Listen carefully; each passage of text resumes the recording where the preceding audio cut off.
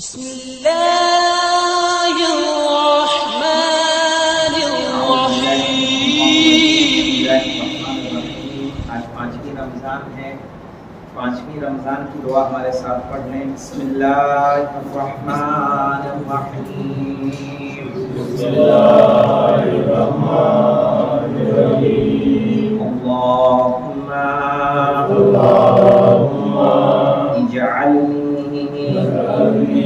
فیہ من المستغفرین واجعلنی فیہ من عبادک الصالحین القانتین واجعلنی فیہ من اولیائک المقربین برأفتک یا ارحم الراحمین۔ یعنی خدایا مجھے اس دن میں استغفار کرنے والوں میں شمار فرما، مجھے اپنے نیک بندوں میں قرار فرما، ہمیں اپنی اطاعت کرنے والوں میں قرار فرما۔ معبود آج کے دن اپنے مقرب ترین دوستوں میں شمار فرما، اپنی مہربانی سے اے سب سے بڑے رحم کرنے والے۔ آج ہم نے آج کی دعا میں ماہ رمضان کی، چونکہ رمضان کا مہینہ ایسا ہے کہ جس میں دعائیں مستجاب ہوتی ہیں، 3 دعاؤں کی اہم درخواست کی ہے۔ ایک تو ہے استغفار کرنے والوں میں اپنا شمار ہو جائے، دوسرا ہے نیک لوگوں میں ہمارا شمار ہو جائے، تیسرا ہے جو اللہ کے ولی ہیں، اللہ کے دوست ہیں، اللہ کے مقرب ترین بندے ہیں، ان میں ہمارا شمار ہو جائے۔ پہلا جملہ ہمارا ہے اللہم اجعلنی فیہ من المستغفرین۔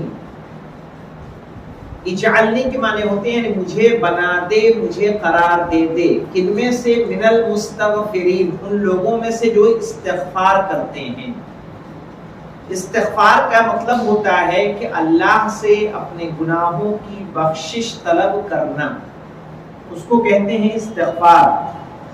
قرآن مجید میں ارشاد ہو رہا ہے کہ وَاسْتَغْفِرُوا رَبَّكُمْ ثُمَّ تُوبُوا إِلَيْهِ، یعنی تم اپنے رب سے استغفار کرو پھر توبہ کرو۔ اب یہاں ہمارے سامنے 2 لفظ ہو گئی، ایک توبہ اور ایک استغفار۔ اس سے سمجھ میں آتا ہے کہ توبہ ایک الگ چیز ہے اور استغفار الگ شے ہے۔ اسی لیے قرآن نے کہا استغفروا ربکم ثم توبوا الیہ، پہلے استغفار کرو پھر توبہ کرو۔ تو استغفار کیا ہے اور توبہ کیا ہے، پہلے اس کو سمجھ لیتے ہیں۔ استغفار کہتے ہیں اپنے پچھلے گناہوں کی اللہ کی بارگاہ میں، صحیح ہے، مغفرت طلب کرنا، کہ جو ہم نے گناہ ہم سے ہوئے ہیں ان کے بارے میں ہم اللہ سے مغفرت طلب کریں۔ تو توبہ کیا ہوگا؟ کہا توبہ کا مطلب یہ ہوتا ہے کہ جو گناہ ہم نے پہلے کیے تھے آئندہ ان کو نہ کرنے کا، آنے والے سمے میں ان کو نہ کرنے کا مکمل اور پکا ارادہ، اسے کہتے ہیں توبہ۔ کان پکڑ لینے کا نام توبہ نہیں ہے، اٹھک بیٹھک کرنے کا نام توبہ نہیں ہے، گال تھپتھپانے کا نام توبہ نہیں ہے۔ استغفار آپ کے جتنے گناہ ہیں، مثلا آپ نماز شب پڑھ رہے ہیں، نماز شب میں آپ استغفار کر رہے ہیں، تو کم سے کم اپنے ان گناہوں کو جو آپ کو یاد ہے، ویسے تو انسان گناہ کر کے کیا کرتا ہے؟ بھول جاتا ہے، اسے یاد نہیں رہتا۔ تو جو گناہ اس کی لسٹ میں ہے کہ ہاں ہم سے یہ بھول ہوئی، یہ بھول ہوئی، یہ گناہ کی، کم سے کم اس کو گناہوں کو مد نظر رکھتے ہوئے ان کی مغفرت چاہے اللہ سے کہ پالنے والے گناہوں کی بخشش کر دے، اور پھر مکمل جب ایک دم ارادہ ہوگا کہ اب آگے سے اس کام کو کبھی انجام نہیں دوں گا، یہی کیا ہو جائے گا؟ توبہ ہو جائے گا۔ توبہ اس کا نام ہے۔ اس کے علاوہ دیکھیں، ایک شخص نے مولا کائنات کے سامنے استغفار کے مرحلے کو سمجھ لیں تو بہتر ہوگا. امام کے سامنے استغفار کیا، استغفر اللہ کہا، تو امام نے کہا کہ تمہارے غم میں تمہاری ماں بیٹھے، تم جانتے ہو استغفار کا کیا مطلب ہے؟ کہا استغفار درجۃ العلیین، بلند ترین لوگوں کا درجہ استغفار ہے. وَهُوَ اسم واقع على ستة معانی، اور استغفار ایک ایسی شے ہے کہ جس کے 6 معنی ہیں. 6 معنی کون کون سے ہیں؟ پہلا ہے اولها الندم على ما مضى، پہلا استغفار کی پہلی شرط ہے کہ جو آپ سے گزر چکا ہے، جو آپ کر چکے ہیں، اس پر آپ شرمندہ ہوں. اگر ایسا ہے تو وہ استغفار صحیح معنی میں ہے. مجھ سے یہ غلطی ہوئی، میں اس پہ نادم ہوں، مجھ سے یہ بھول ہوئی ہے، مجھ سے یہ کوتاہی ہوئی ہے، صحیح ہے. جب اس کا احساس پیدا ہو جائے گا پھر ہم استغفار کریں گے تو ہمارا استغفار قبول ہوگا. مثلا بشر حافی کا واقعہ آپ نے برابر سنا ہے. بشر حافی 7ویں امام موسیٰ کاظم علیہ السلام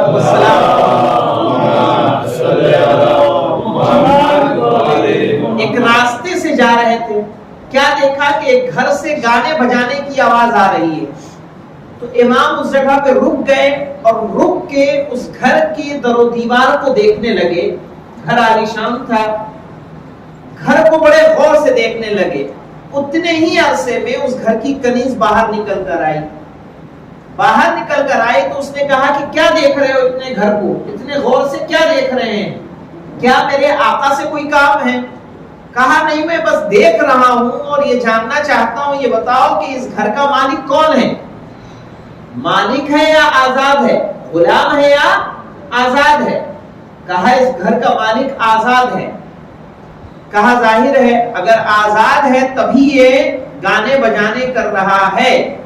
اگر یہ اپنے آقا کا بندہ ہوتا تو پھر اس کی کیا کرتا؟ اطاعت کرتا. اس نے اپنے کام کو نپٹایا. کام کو ختم کر کے جب گھر کے اندر واپس گئی تو اس بشر حافی نے اس سے دیر سے آنے کی وجہ پوچھی. جب دیر سے آنے کی وجہ پوچھی تو اس نے پوری رودات بتائی کہ ایسا ایسا شخص ملا تھا، یہ پوچھا، اس نے یہ سوال کیا، میں نے یہ جواب دیا. تو بشر حافی اس لیے کہا جاتا ہے، حافی بشر ان کا نام تھا، حافی کہتے ہیں ننگے پیر کو. جیسے ہی انہوں نے سنا بستر سے کھڑے ہوئے دوڑے امام کے پیچھے تاکہ امام کو ڈھونڈے کہاں ہیں.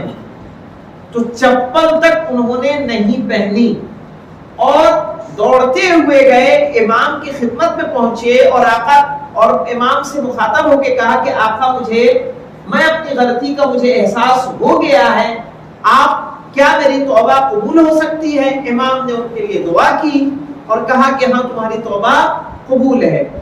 اس کے بعد انہوں نے اس گھر کو ترک کر دیا. تا حیات وہ ننگے پیر رہے، جا کر ویرانوں میں رہنے لگے اور اس طرح کی زندگی گزاری کہ پھر انہوں نے کبھی وہ کام انجام نہیں دیا. ہمیں یہ بتائیں، ہم لوگ استغفار کرتے ہیں، کل کو پھر وہی کام کر دیتے ہیں. تو یہ استغفار نہیں ہے. استغفار صحیح معنوں میں تب ہوگا کہ جب ہم واقعی دلی طور پر کسی کام کے نہ کرنے پر شرمندہ ہوں. ہم سے نماز قضا ہوئی، ہم نے کہا کہ چلو دوپہر میں پڑھ لیں گے، ہمیں اس کا کوئی احساس نہیں.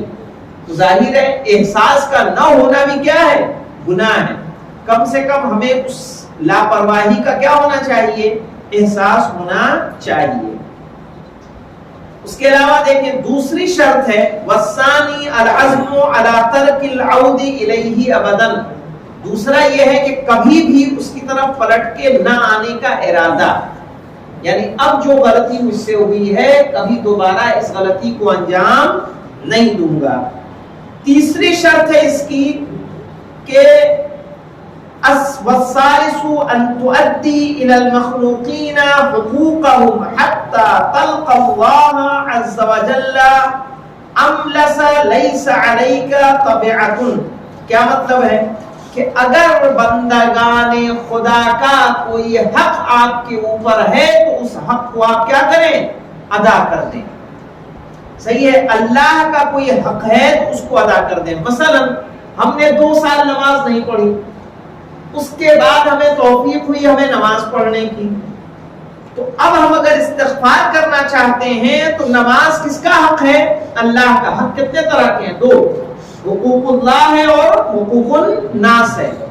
تو اللہ کا حق یہ ہے کہ جب ہم 2 سال کی نمازوں کو ادا کر دیں پھر استغفار کریں گے تو ہمارا استغفار قابل قبول ہوگا۔ اسی طرح سے ہم نے کسی کا پیسہ لیا تھا، مکان میں رہ رہے ہیں، کرایہ نہیں دیا ہم نے، صحیح ہے، اور نہ دینے کا ارادہ ہے، کہا میرے باپ اس میں رہتے تھے، اتنے سال وہ رہے، اتنے سال رہنے کے بعد سرکاری قانون یہ ہے کہ اتنے سال کے بعد کیا ہو جائے گا؟ فلانے کا ہو جائے گا، جو کرایہ دار ہے اس کا ہو جائے گا۔ تو سرکاری قانون سے بھلے آپ کا ہو جائے لیکن شریعت میں وہ آپ کا ہونے والا نہیں ہے۔ تو جب تک آپ کا استغفار قابل قبول نہیں ہے جب تک کہ اس کے مالک کو اس کا سامان آپ پلٹا نہ دیں۔ اسی طرح سے جیسے میں نے میراث کے حوالے سے آپ کو بتایا تھا، میراث کے مسائل میں بھی اگر حق آپ کا کسی کے اوپر ہے تو آپ اس کا حق کیا کر دیں؟ واپس کر دیں۔ کسی کا قرضہ لیا ہے، آپ کے پاس پلٹانے کا استطاعت ہے پیسہ، بس دینے کا من نہیں ہے، کہا اس کے پاس تو بہت ہے، اگر 1 2 لاکھ نہیں دیا تو اس کو کوئی فرق پڑنے والا نہیں ہے، تو یہ سوچ جو ہے ہمارے استغفار کو قبول ہونے میں کیا ہوگی؟ رکاوٹ بنے گی، صحیح ہے۔ اس کے پاس چاہے جتنا ہو، جب تک اس کی اجازت شامل نہیں ہوگی تب تک اس مال کو رکھنے کا حق ہمیں نہیں ہے۔ اس کے علاوہ دیکھیں کہ مالی حقوق ہمیں ادا کرنا، مثلا مثال کے طور پر زمانے امام صادق علیہ السلام میں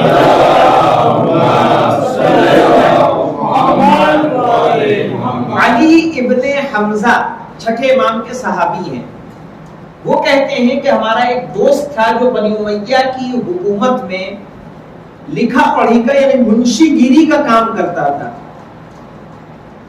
اس نے کہا کہ مجھے امام سے ملوا دو، میں نے امام سے اس کے لیے اجازت لی، امام نے اجازت دی، تو امام کی اجازت کے بعد ہم دونوں گئے، ایک کونے میں جا کے بیٹھے، کہا وہ میرے بغل میں بیٹھ گیا۔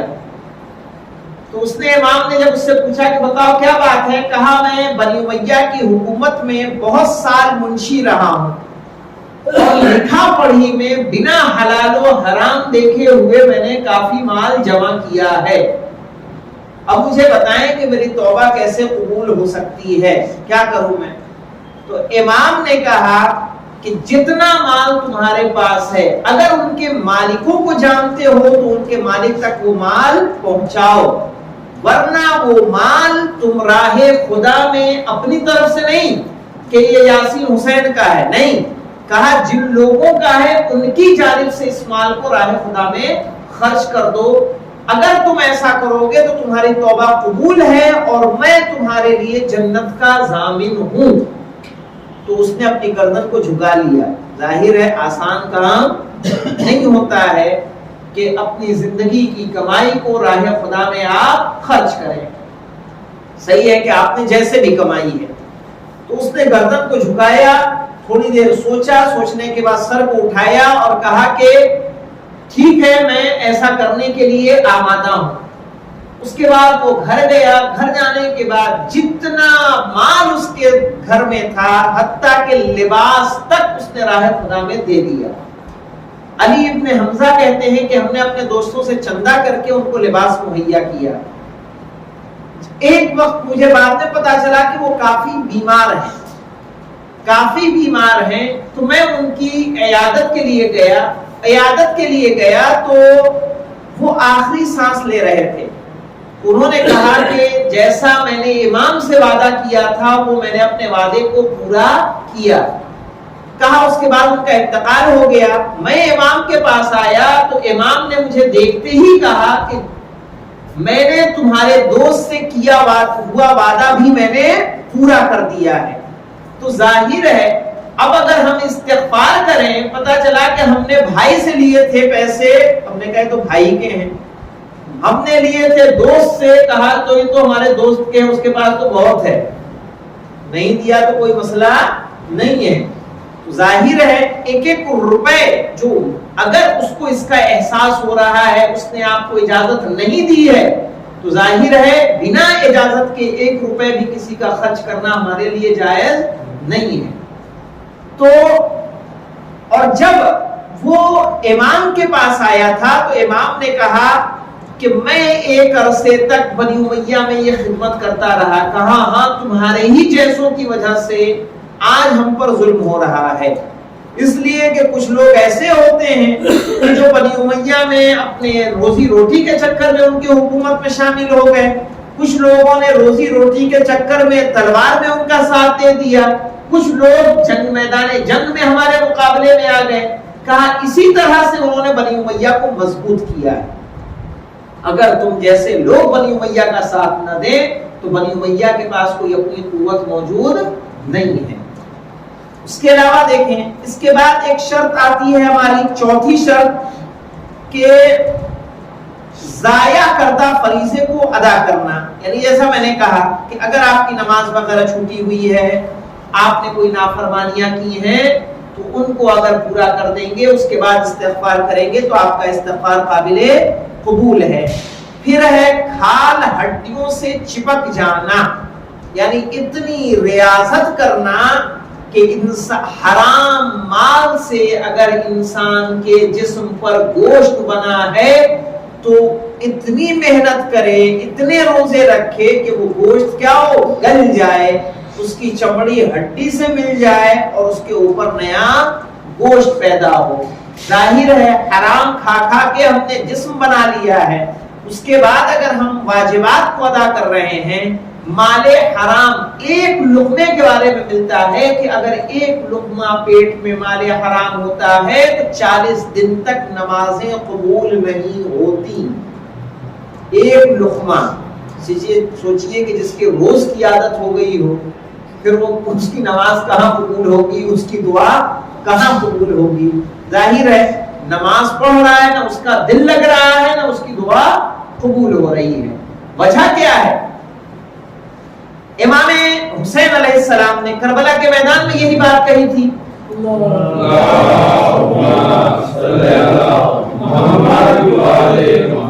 امام ان کے سامنے موجود تھے, خطبے دے رہے تھے, ان کو واعظ و نصیحت کر رہے تھے, انہیں بتا رہے تھے کہ میں رسول کا نواسا ہوں, ان کو بتا رہے تھے کہ میں فاطمہ کا بیٹا ہوں, ان کو بتا رہے تھے کہ میں علی کا بیٹا ہوں. پھر بھی ان کے ذہن میں یہ بات نہیں آ رہی تھی. کیوں؟ اس لیے امام نے خود وجہ بتائی ہے, اس لیے کہ تمہارے پیٹ حرام غذاؤں سے بھرے ہوئے ہیں. تو سوچئے کہ ایک مومن کے لیے حرام غذا سے بچنا کتنا ضروری ہے. اس لیے کہ جب تک ہم حرام غذا سے نہ بچیں گے تب تک ہماری عبادتوں کا کوئی فائدہ نہیں ہے. اس کے علاوہ چھٹی شرط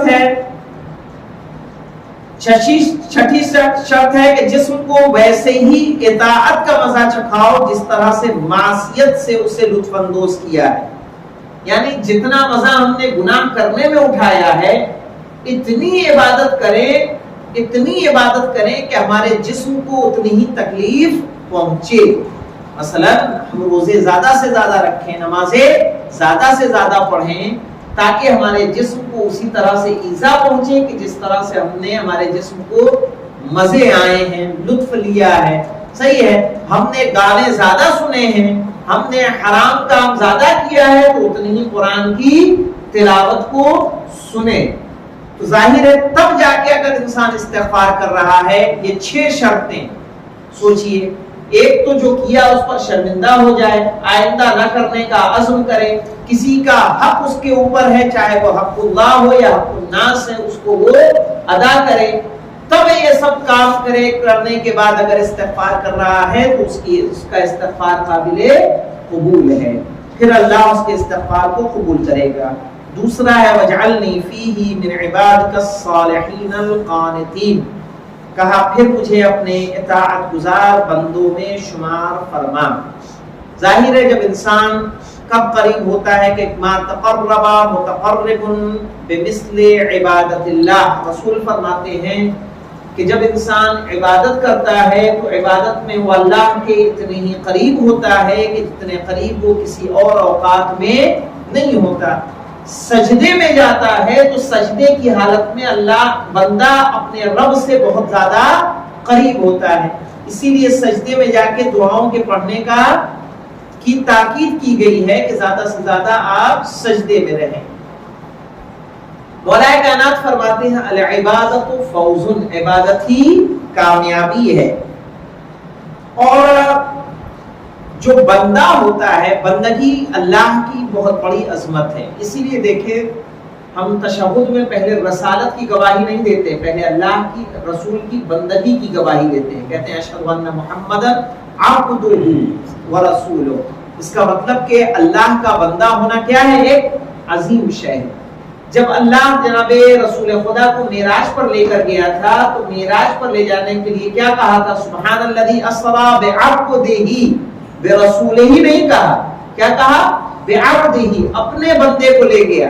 تو اللہ کا بندہ ہونا کیا ہے؟ ایک عظیم شے ہے۔ اس کے علاوہ دیکھیں جب ہمارے چھٹے امام نے جناب عباس علیہ السلام کی زیارت کی تو زیارت کے وقت کس طرح سے وہ جو زیارت ہم پڑھتے ہیں مولا عباس کی، وہ کس کی وارد کرتا ہے، کس کی پڑھی ہوئی ہے؟ ہمارے چھٹے امام کی۔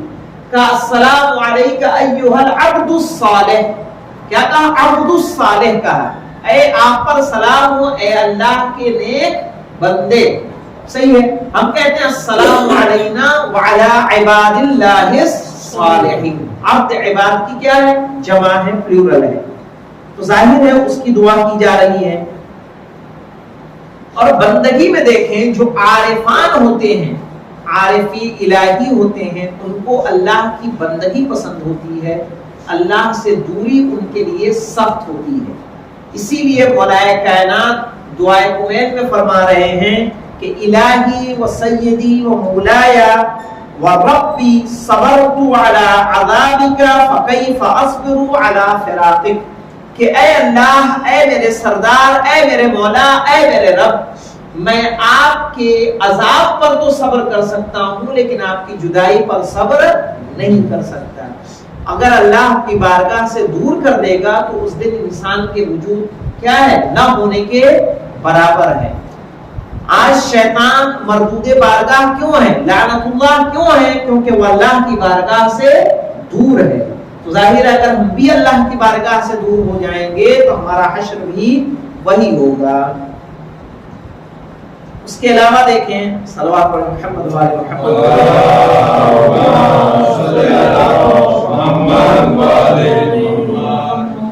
جب اللہ سے انسان قریب ہوتا ہے، اللہ کا ولی کیسا ہوتا ہے؟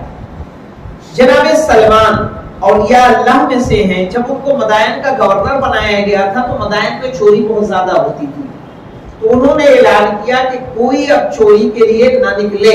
ان کے اعلان کے بعد بھی چوری ہوتی رہی۔ جب چوری ہوتی رہی تو انہوں نے کتے کو بلایا، کتا ان کے پاس آیا، اس کے کان میں کچھ کہا اور اس نے جا کے ایک پہاڑی پر وہ کتا گیا اور جا کے ایک آواز نکالی، سارے کتے اس کے آس پاس جمع ہو گئے اور اس نے بھو بھو کر کے جو کچھ سمجھایا جناب سلمان ان کو سمجھا دیا۔ لوگوں نے، چوروں نے یہ سمجھا کہ تو ایسے ہی بھپکی دے رہے ہیں، کیونکہ جناب سلمان جو تھے سیدھے سادے تھے، لوگ سمجھ رہے تھے تو ایسے ہی ہیں، ان کے اس میں جو ہے جو کرنا چاہو کر لو، کچھ ہونے والا نہیں ہے، ڈھیلے ڈھالے آدمی ہیں۔ تو 12 بجے کے بعد نکلے، جب چوری کے لیے نکلے تو ان کتوں نے ان کا برا حال کر دیا۔ تو سوچئے کہ جب اولیاء خدا کا اتنا مقام، اتنی مقام و منزل ہوتی ہے کہ ایک کتے پر ان کی کیا ہے؟ بس ہے، کتے کو حکم دے سکتے ہیں، تو جو ان کا بھی مولا ہے، مولا کائنات، ان کی حکومت، ان کا اختیار کس درجہ اور کس منزل پر ہوگا۔ اس کے علاوہ اسی لیے ہم لوگ دعا کر رہے ہیں کہ وَاجْعَلْنِي فِيهِ مِنْ أَوْلِيَائِكَ الْمُقَرَّبِينَ، کہ پالنے والے آج کے دن ہمیں اپنے جو تیرے مقرب ترین بندے ہیں ولیوں کے کیا کر دے؟ ان میں سے قرار دے دے، تاکہ جناب سلمان اگر کتوں پر حکومت کر رہے ہیں، ان پر اپنی باتوں کو سمجھا رہے ہیں، تو کم سے کم ہمارے اندر اتنی صلاحیت پیدا ہو جائے کہ ہم اپنے گھر والوں کو ہی سمجھا لیں، صحیح ہے، اپنے دوستوں کو سمجھا لیں۔ والحمد للہ رب العالمین. اللهم صل على محمد وعلى